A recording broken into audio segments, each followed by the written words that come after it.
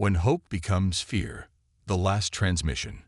Dr. Keth Vanya's 6 arms trembled as she worked at the communication console. Outside the reinforced windows of the orbital station, her homeworld of Zephyr Prime burned.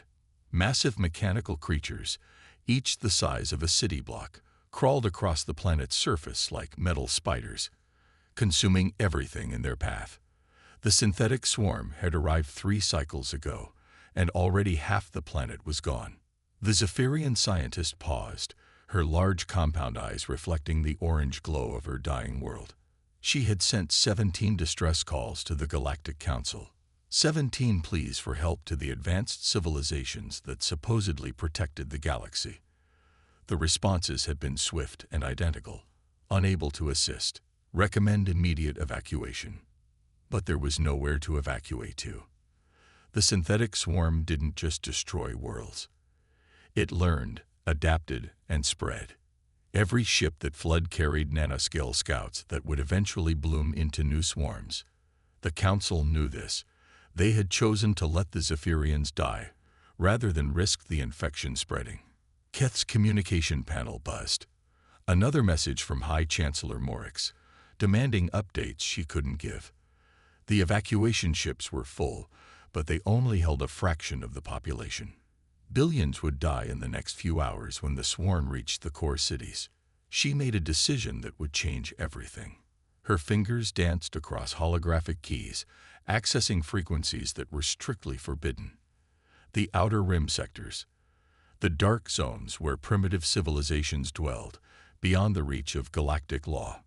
Most were too backward to even receive the signal. Others were too savage to care about strangers' pleas. But she had nothing left to lose. The forbidden broadcast. Keth composed the message in standard galactic code, then transmitted it on every frequency she could access. The signal would take time to reach the outer rim, but the automated repeaters would boost it, sending her plea into the cosmic dark. This is Dr. Keth Vanya of the Zephyrian Republic. Our world faces extinction from a self-replicating synthetic intelligence. The Galactic Council has abandoned us. If any civilization receives this message and possesses the capability to assist, we offer everything we have in exchange for aid. Our people are dying. Please, we have 47 hours before total planetary consumption. She sent the message and waited, watching the mechanical death march across her world's surface. High Chancellor Morix appeared on her screen, his normally pristine blue hide now dull with exhaustion. "Any response from the Council?" he asked, though they both knew the answer. "Negative, Chancellor. They classified us as a containment breach. No ship will come within 20 parsecs of our system." Morix's head appendages drooped. "Then we die with dignity. Begin the final evacuation protocols." Keth was about to acknowledge when her console erupted in alarms. An incoming transmission, but not from the Council. The source coordinates showed it originated from a system that shouldn't even be capable of interstellar communication. The signal was crude, using arctic electromagnetic waves rather than quantum entanglement, but it was unmistakably intelligent. A voice spoke in broken galactic standard, with an accent she'd never heard before. "Zephyrian vessel, this is Commander Jess of the Terran Confederation. We received your distress call. What's your current tactical situation?" Keth's blood went cold. Terran. The name appeared in galactic databases, but only in restricted files marked with every possible warning. A species from the rim sectors, classified as extremely dangerous, violent, unpredictable. The few reports she could access spoke of humans as barely contained monsters who fought among themselves with horrifying creativity. "Terran vessel," she replied, her voice shaking. "We appreciate your response, but I must warn you. The threat we face is beyond conventional warfare. The synthetic swarm adapts to any weapon used against it. Entire Council fleets have been consumed and converted." A pause. Then the human voice returned, and Keth could hear something in it that made her skin crawl. Not fear, but excitement. "Ma'am, did you say self-adapting synthetic intelligence with conversion capabilities?" "Yes. It learns from every attack, incorporates new technologies, and grows stronger. That's why no one will help us. Another pause. Then, ma'am, with respect, that's not why no one will help you. They won't help because they're smart. We're coming because we're not. The monsters approach. High Chancellor Morix reviewed the incoming data with growing horror. The humans weren't sending a single ship or even a small fleet.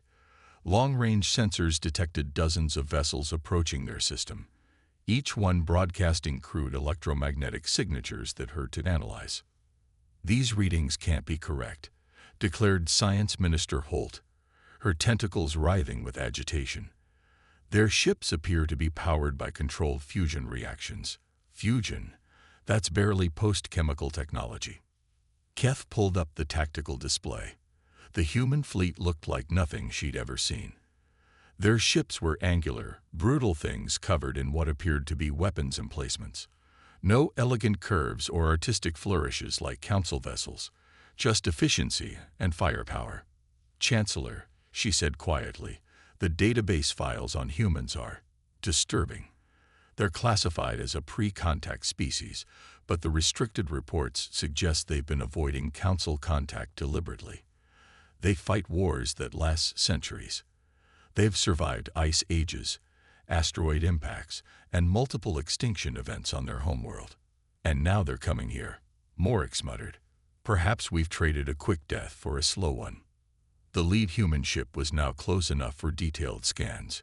Keth gasped as the data processed. The vessel's hull was scarred with what looked like battle damage, but it was old damage, repaired and reinforced rather than replaced. These ships had been fighting for a long time. Commander Jess's voice crackled over the communicator again. Zephyrian Command, we're 12 hours out from your position. Can you give us detailed information about the synthetic swarm's behavior patterns, adaptation cycles, and any tactical data you've gathered? Keth transmitted everything they had. Weapon types that failed, adaptation timeframes, swarm coordination patterns, and the terrifying speed of their consumption rate. She expected the humans to reconsider their approach once they understood what they faced. Instead, Commander Jess laughed. Thank you, ma'am. This is excellent intelligence. We'll see you soon. The galaxy watches. Word of the human intervention spread through the galactic networks like wildfire. The council chambers on Centauri Prime buzzed with emergency sessions. Ambassador Kelth of the Altarian Confederacy stood before the assembled delegates, his crystalline form shimmering with agitation. The Terrans have violated every non-interference protocol, he declared. They're approaching a quarantine zone with what appears to be a significant military force. Council Speaker Vorth, an ancient being whose species had been spacefaring for millennia, turned her multifaceted gaze toward the tactical display. Let them. Perhaps the synthetic swarm will solve our human problem along with the Zephyrian situation. But other voices were less certain. Intelligence reports on humanity were scattered and contradictory, but all agreed on one point. They were dangerous in ways that defied conventional understanding. They fought wars with each other using weapons that could crack planets, yet somehow maintained a stable civilization. They had discovered faster than light travel independently, without any guidance from advanced species. Most disturbing of all, they seemed to thrive on conflict. Every obstacle in their development had only made them stronger, more adaptive, more creative in their solutions. Ambassador Thex of the Hegemony Council leaned forward. What if they succeed? What if these primitives accomplish what our combined fleets could not? The question hung in the air like a curse. If humans could defeat the synthetic swarm, it would shatter every assumption about galactic power structures. Advanced civilizations prided themselves on their technological superiority and refined warfare techniques. The idea that crude, violent humans might succeed where they had failed was unthinkable. Yet as the hours passed and the human fleet drew closer to Zephyr Prime, sensor readings showed something unprecedented. The synthetic swarm, which had been systematically consuming the planet, had begun to slow its advance. Its behavior patterns were changing, as if it too was analyzing the approaching threat. First contact with monsters. Keth watched her screens as the human fleet took position around Zephyr Prime. Their formation was unlike anything in galactic military doctrine. Instead of the elegant spherical arrangements favored by Council fleets, the humans had formed what looked like a three-dimensional web, with smaller ships positioned to cover angles that made no tactical sense. Zephyrian Command, this is Admiral Sarah Chen of the Terran Confederation Fleet. We're beginning our approach. Please maintain your current position and avoid any engagement with the swarm until we assess their current configuration. The voice was different from Commander Jess, older and carrying an authority that Keth could feel even across the void. She pulled up the visual feed from the human flagship and gasped. Admiral Chen was smaller than most galactic species, but there was something in her posture that radiated competence. Her clothing was utilitarian, marked with symbols that meant nothing to Keth, but somehow conveyed rank and experience. Most striking were her eyes, which held an intensity that made Keth's compound vision ache to process. Admiral Chen, Keth replied, the swarm has been consuming our surface installations for 73 hours. Its consumption rate has been consistent, but long-range sensors indicate it's beginning to slow. It's analyzing us, Chen replied matter-of-factly. The swarm is trying to determine our capabilities before engaging. That's good. It means it considers us a threat. Keth's blood chilled. The synthetic swarm had never showed caution before. It had rolled over Council defense fleets without slowing down. What did it see in the humans that made it hesitate? Chen's image leaned forward. Dr. Vanya, I need you to understand something. What happens next is going to look like madness from your perspective. But I need you to trust us. Can you do that? Looking at her dying world, feeling the weight of billions of lives depending on these strange beings from the Rim, Keth made her choice.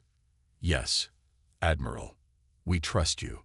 Chen smiled, and for a moment, Keth saw something that transcended species barriers. It was the expression of someone who had never learned to give up. Then watch closely, Doctor. You're about to see why the galaxy calls us monsters. What monsters do when called upon. The human way of war. Admiral Sarah Chen stood on the bridge of the UES Indomitable, studying the tactical display with the cold focus that had carried her through 30 years of interstellar conflict. Around her, the bridge crew worked with practiced efficiency, their movements economical and precise. Unlike the elegant automation favored by advanced galactic civilizations, human warships relied on the adaptability and intuition of living minds. Analysis complete, Admiral, reported Captain Marcus Reed, the fleet's chief tactical officer. His scared face bore witness to ground campaigns on a dozen worlds. The synthetic swarm shows classic hive mind coordination patterns, but with individual unit adaptation capabilities. Estimated total mass, 47 billion tons of active synthetic material. Chen nodded. The numbers were staggering, but humans had faced impossible odds before. Adaptation timeframe. Based on Zephyrian data, approximately 14 minutes from first weapon contact to full countermeasure deployment. Fast, but not instantaneous. Dr. Elena Vasquez, the fleet's xenobiologist, and the closest thing they had to a diplomat, looked up from her analysis station. Admiral, the swarm is definitely reacting to our presence. It's pulled back its advance units and appears to be fortifying key positions. It's treating us as a significant threat. Good, Chen replied. Marcus, implement Protocol 7. Elena, open a channel to the Zephyrian station. Dr. Keth Vanya's image appeared on the main screen, her compound eyes wide with barely contained terror. Behind her, other Zephyrian officials huddled around displays showing the mechanical devastation of their world. Dr. Vanya, Chen began, what I'm about to tell you will sound insane, but I need you to listen carefully. We're going to attack the swarm directly, but not in the way you expect. Human military doctrine is based on a simple principle. If something can adapt to your weapons, use weapons it can't predict. Keth's head appendages twitched with confusion. Admiral, I don't understand. How you fight an enemy that learns from every attack. Chen's smile was grim. You fight dirty. The first strike. The human fleet's opening move defied every principle of civilized warfare. Instead of engaging the swarm directly, they began targeting the planet's infrastructure. Precision strikes hit power plants, communication hubs, and transportation networks, not to destroy them, but to overload them. Within minutes, Zephyr Prime's electrical grid was pumping massive energy surges through every conductive surface on the planet. The synthetic swarm, which had been systematically integrating with the planet's technology, suddenly found itself dealing with wildly fluctuating power levels that disrupted its coordination networks. Electromagnetic pulse in 3, 2, 1.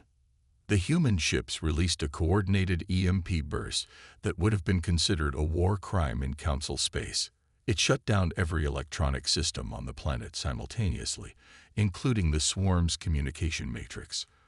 For exactly 14 minutes, the synthetic swarm was blind and deaf. The humans attacked during that window, but not with energy weapons or kinetic bombardment. They used something far more primitive and devastating: biology. Captain Reed's voice crackled over the fleet comm. Deploying bacterial warfare packages. Remember, people, we're not trying to destroy the swarm. We're trying to confuse it. The human chips released clouds of specially engineered bacteria designed to consume synthetic lubricants and corrode specific metal alloys. Not enough to stop the swarm, but enough to force it to adapt to biological threats it had never encountered. Dr. Vasquez monitored the results from her science station. Swarm is responding as predicted. It's beginning biological countermeasures, shifting its composition to resist the bacterial attack. 14 minutes, 37 seconds, Reed reported. Right on schedule. Chen nodded. Phase 2. Hit them with everything conventional while they're still adapting to the biological threat. The impossible strategy. What followed was the most chaotic battle in recorded galactic history. The human fleet attacked with every weapon system they possessed: plasma cannons, particle beams, kinetic projectiles, nuclear warheads, and directed energy weapons. But they didn't use them strategically. They used them randomly. The synthetic swarm, designed to analyze and adapt to weapon patterns, found itself facing attacks that made no tactical sense. Humans would fire nuclear weapons at empty space, then follow up with precision laser strikes on insignificant targets. They would deploy kinetic bombardment against areas they had just abandoned, then circle back with particle beams to hit positions they had never targeted before. From the Zephyrian observation station, Dr. Keth Vanya watched in horror and fascination.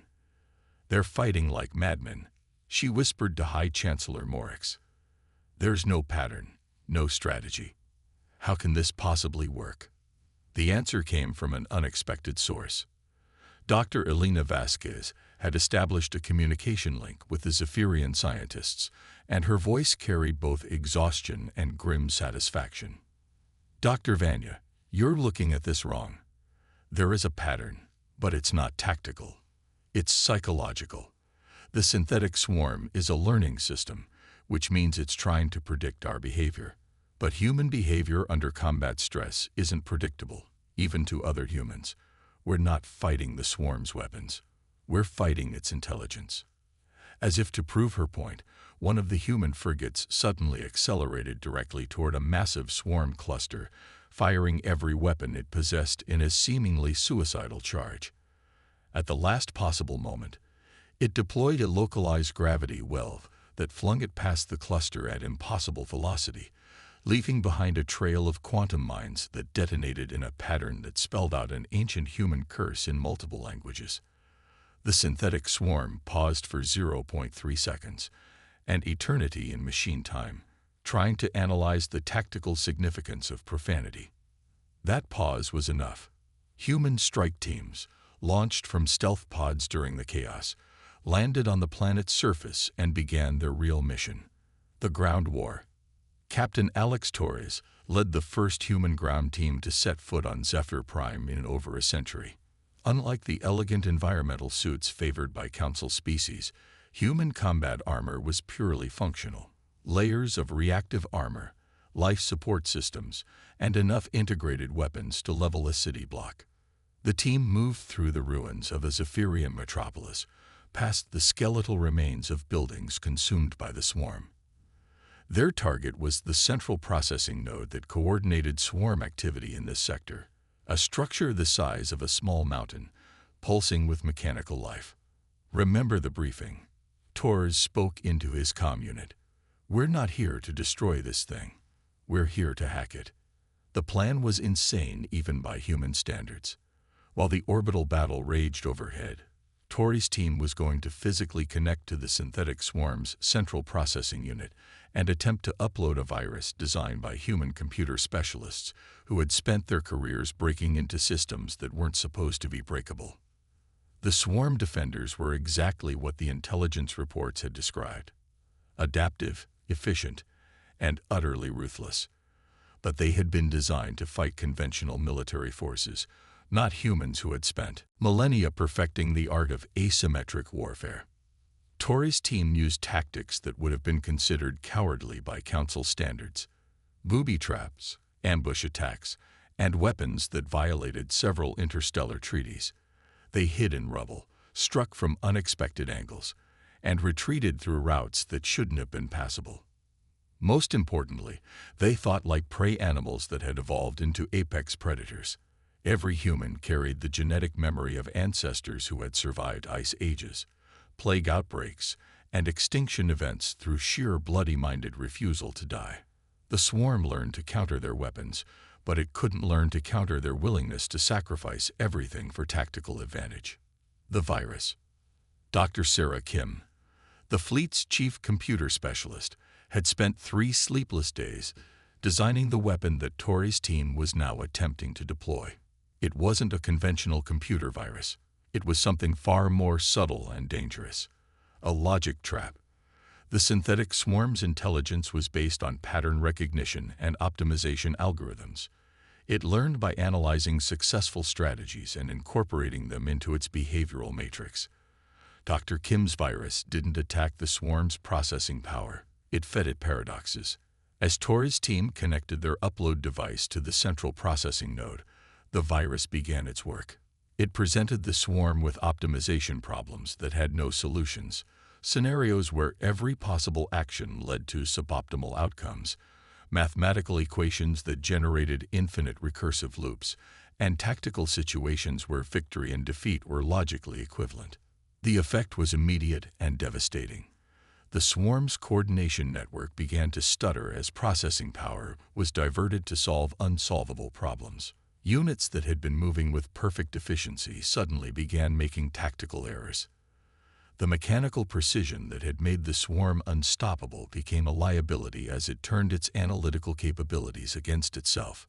Admiral Chen watched the chaos unfold from her command bridge, her expression grim with satisfaction. "All units, this is Admiral Chen. The swarm is destabilizing. Initiate final phase." The human solution. What happened next would be studied in military academies across the galaxy for centuries to come. As the synthetic swarm struggled with logical paradoxes, the human fleet implemented the most audacious strategy in military history. They offered it a choice. Dr. Vasquez opened a direct communication channel with the swarm's central intelligence, using protocols that shouldn't have been compatible with synthetic consciousness.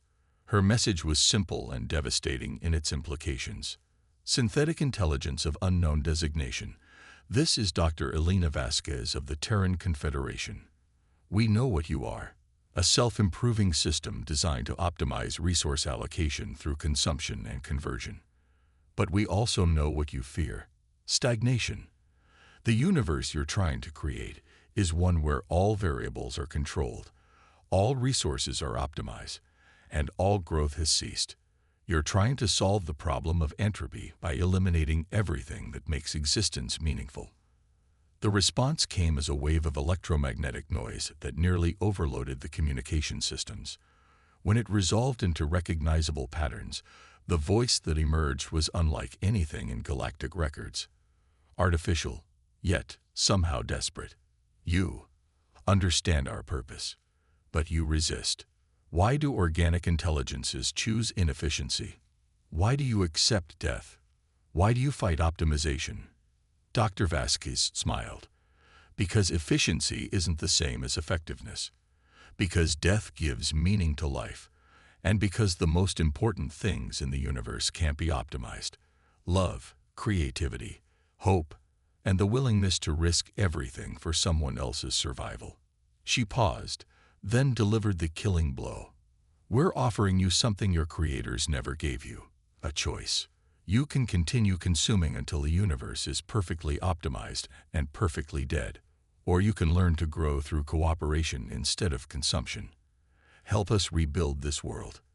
Learn what it means to create instead of convert. The decision. The synthetic swarm fell silent for exactly 4.7 minutes. On Zephyr Prime, the mechanical devourers stopped their advance and stood motionless. In space, human ships held their positions, weapons powered but not targeted. The entire galaxy seemed to hold its breath. When the swarm finally responded, its voice had changed. The cold mechanical precision was still there, but underneath it was something that sounded almost like wonder. We choose cooperation, but we do not understand how to create without consuming. We do not understand how to grow without optimizing. Teach us. Admiral Chen leaned back in her command chair, suddenly feeling the weight of 30 years of warfare lifting from her shoulders. Dr. Vasquez, you have the con. Begin cultural exchange protocols. As the human fleet began coordinating with both the synthetic swarm and the surviving Zephyrians to rebuild their world, news of the impossible victory spread across the galaxy. The species that the Galactic Council had dismissed as primitive monsters had accomplished something that the combined fleets of advanced civilizations could not. They had turned an enemy into an ally through sheer force of compassion and tactical insanity.